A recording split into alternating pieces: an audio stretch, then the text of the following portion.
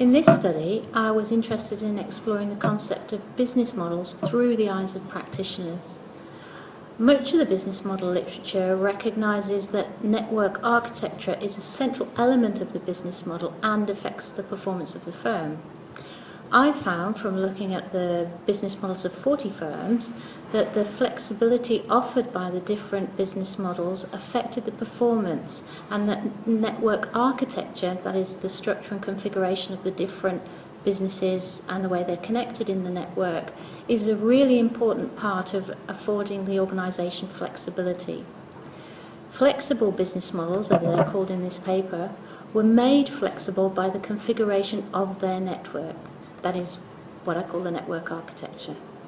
The way organisations select and integrate where and how they use influential relationships, transactional relationships, or ownership of different parts of the supply network within the supply network architecture affects how they can react to and take advantage of market opportunities that they identify.